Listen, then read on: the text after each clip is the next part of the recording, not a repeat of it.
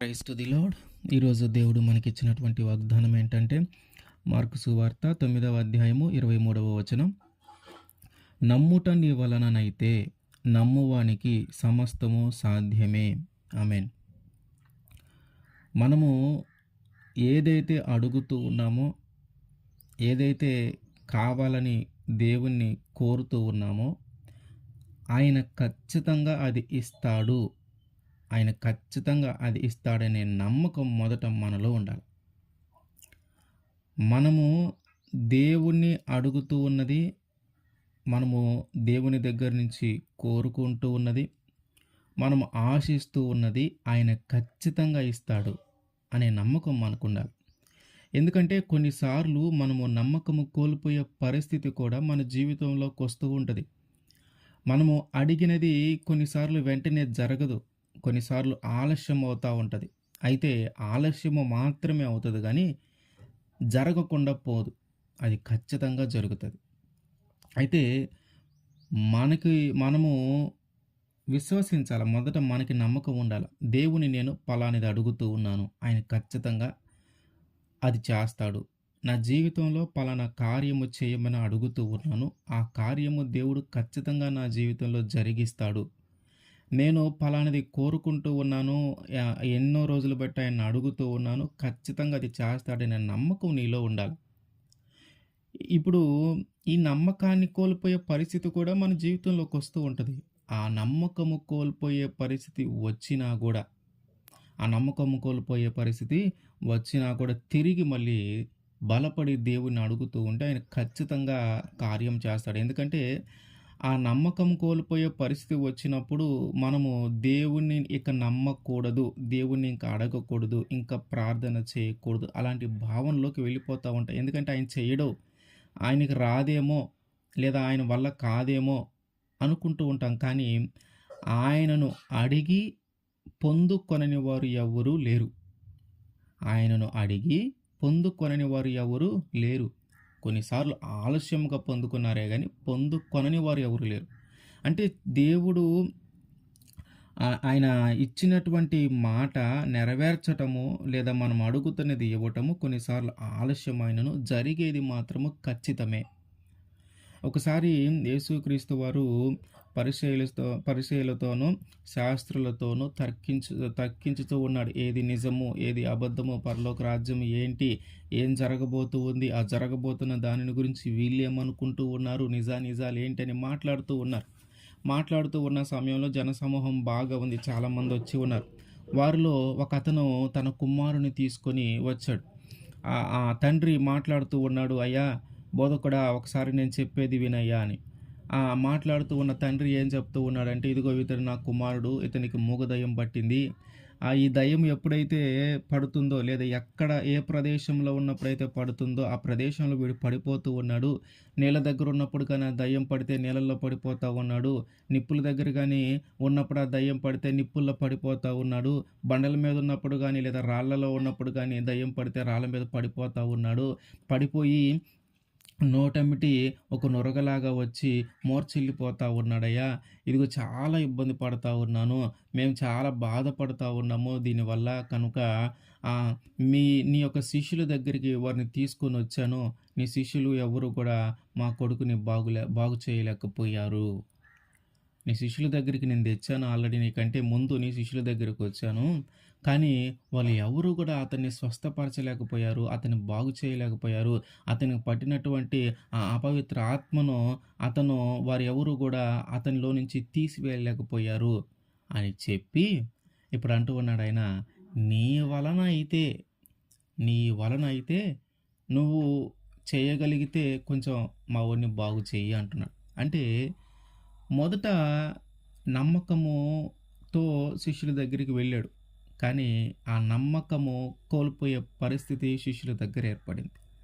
ఈ దయ్యాన్ని వీళ్ళు ఖచ్చితంగా పోగొడతారు. ఎందుకంటే వీళ్ళు కూడా చాలామందిని వారు స్వస్థపరుస్తూ ఉన్నారు. చాలామందికి దయ్యాలు పోగొడతా ఉన్నారు. కనుక నా కుమారుని కూడా వీళ్ళు బాగు చేస్తారు అని శిష్యుల దగ్గరికి వెళితే వాళ్ళ వల్ల ఆ కార్యము జరగల. అంటే ఒక నమ్మకము కోల్పోయే పరిస్థితి అక్కడ ఏర్పడింది. అందుకని ఇప్పుడేమంటా ఉన్నాడు తండ్రి, ఆ తండ్రి యేసుక్రీస్తు వారితో ఏం మాట్లాడుతూ ఉన్నాడు? "అయ్యా నీ శిష్యుల దగ్గరకొచ్చాను. వాళ్ళు దానిని వెళ్ళగొట్టలేకపోయారు. అయితే నీ వలన ఏదన్నా అయితే" అంటే ఖచ్చితంగా ఆయన జరిగిస్తాడు అనే నమ్మకము ఉండట్ల. ఖచ్చితంగా ఆయన జరిగిస్తాడనే నమ్మకం ఉండలే. ఎందుకంటే ముందు ఒక నమ్మకం కోల్పోయే పరిస్థితి ముందు ఏర్పడింది. కనుక దానిని బట్టి ఇప్పుడేమంటూ ఉన్నాడు? "నీ వలన అయితే, నీకు సాధ్యమైతే, నీ వలన అయితే వాడిని బాగు చెయ్యి" అన్నాడు. వెంటనే యేసుక్రీస్తు వారు అంటూ ఉన్నాడు. అంటే ఆయనకి అర్థం మామూలుగా మనకే అర్థమవుతుంది ఏమని? అతను అపనమ్మకంతో చెప్తూ ఉన్నాడు. అతనికి నమ్మకం సరిగ్గా లేదు. పూర్తిగా నమ్మట్లేదు. యేసుక్రీస్తు వారు ఈ కార్యము చేస్తాడు అని పూర్తిగా నమ్మట్ల. ఎందుకంటే ఒక ముందు నమ్మినటువంటి నమ్మకాన్ని కోల్పోయే పరిస్థితి ఏర్పడింది. దాన్ని చూసే ముందుకొచ్చాడు.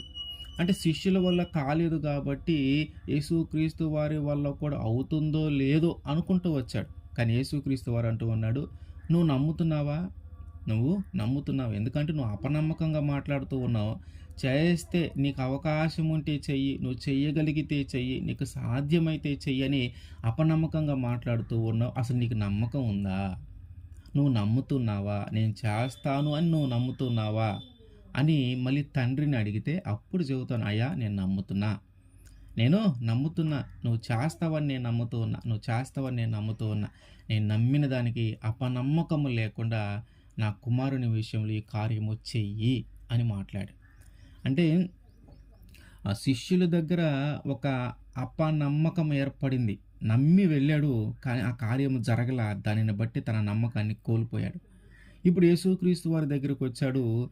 జరుగుతుందా లేదా? చెయ్యగలుగుతాడా లేదా? "అయ్యా నీ వలన అయితే చెయ్యి. నీకు సాధ్యమైతే చెయ్యి" అని అంటూ ఉన్నాడు. కానీ "నువ్వు చెయ్యయ్యా వాడు బాగుపడతాడు. నువ్వు చెయ్యయ్యా నువ్వు వాడిని ముట్టయ్యా వాడు బాగుపడతాడు. నువ్వు ఒక మాట సెలవియ్యయ్యా వాడు బాగుపడతాడు" ఆ మాట రావట్ల. ఎందుకని? ఒక్కసారి నమ్మకము కోల్పోయాం. అంటే మన జీవితంలో గూడా కొన్నిసార్లు దేవునిని ప్రార్థించటం ద్వారా గానీ, లేదా దేవుడిని అడిగింది జరగని పరిస్థితి ఏమన్నా మన జీవితంలో జరిగితే జరిగి ఉండొచ్చు. కానీ అది ఆలస్యము మాత్రమే. అంటే మనం అడుగుతూ ఉన్నది ఆ సమయానికి జరగలేదంతే. దేవుడు దేవుడిని మనం అడుగుతూ ఉన్నది ఆ సమయానికి జరగలేదంతే కానీ అది జరగకుండా పోదు. అయితే ఆ జరగనప్పుడు ఆలస్యమవుతూ ఉన్నప్పుడు మనం ఇంకా నమ్మకంగా నిలబడాలా? ఇప్పుడు ఈయన అంటూ ఉన్నట్టు ఆ తండ్రి మాట్లాడుతూ ఉన్న "నీకు సాధ్యమైతే చెయ్యి. నీకు వీలైతే చెయ్యి."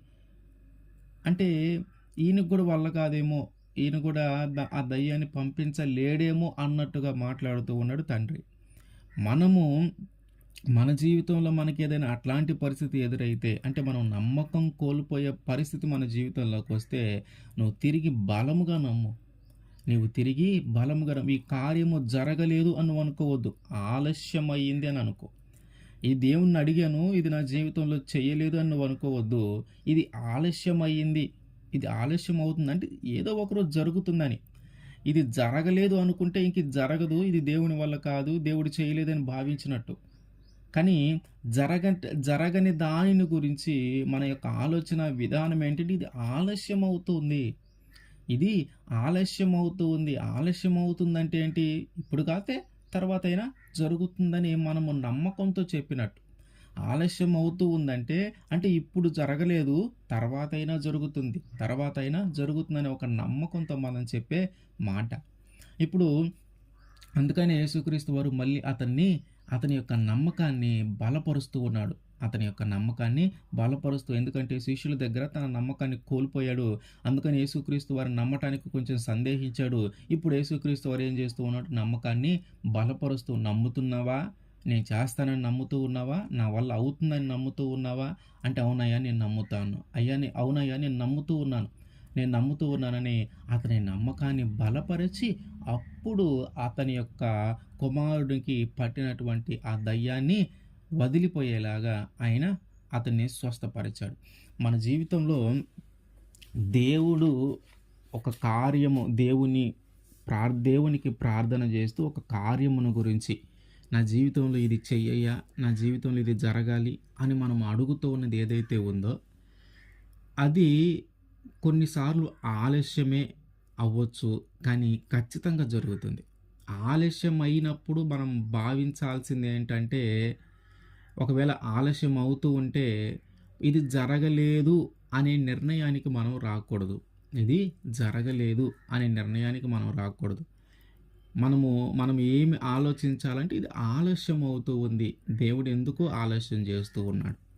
దేవుడు ఎందుకో ఆలస్యము చేస్తూ ఉన్నాడు. అంటే ఆలస్యము చేస్తూ ఉన్నాడనే మాట మనం ఎప్పుడైతే మాట్లాడుతూ ఉన్నామో, మనము ఇంకా నమ్మకం కలిగి ఉన్నట్టే. ఆలస్యము జరుగుతుందని మాట మనం ఎప్పుడైతే మాట్లాడుతూ ఉన్నామో, మనం ఇంకా నమ్మకం కలిగి ఉన్నట్టే. ఎందుకని? ఆలస్యం అవుతూ ఉందంటే ఇప్పుడు జరగలేదంటే తర్వాతైనా జరుగుతుందని నమ్మకంగా మనం చెప్పే మాట. అదే జరగలేదు, దేవుణ్ణి అడిగాను, జరగలేదు, దేవుడు ఇస్తాడని ఆశపడ్డాను, జరగలేదు అంటే ఇంక జరగలేదు, ఇది జరగదు, ఇంక దేవుడు ఇవ్వడు, దేవుడికి అంత శక్తి లేదు, దేవుడు ఇంక ఈ కార్యాన్ని నా జీవితంలో చేయడని ఒక నిర్ణయం తీసుకొని పక్కకు వెళ్ళిపోయినట్టు. కానీ ఆ జరగని దానిని గురించి మనం ఆలోచించే విధానం ఎట్లా ఉండాలంటే ఆలస్యం అవుతూ ఉంది, ఆలస్యం అవుతూ ఉంది. ఆలస్యం అవుతుందంటే ఇవాళ జరగకపోతే రేపైనా జరుగుతుంది. అయితే జరగటం ఖచ్చితమే. ఎందుకంటే ఆయన్ని అడిగి పొందుకొనని వారు ఎవరు లేరు. ఆయనను అడిగి పొందుకొనని వారు ఎవరు లేరు. కనుక మనము నమ్మిక ఉంచితే, మనము నమ్మకం కోల్పోయే పరిస్థితి మన జీవితంలోకి వచ్చినను, మనము నమ్మిక ఉంచితే ఆయన ఖచ్చితంగా మన నమ్మకాన్ని నిలవబెడతాడు. ఆయన ఖచ్చితంగా అపనమ్మకము లేకుండా మనం అడిగినది ఆయన చేస్తాడు. ఆమేన్.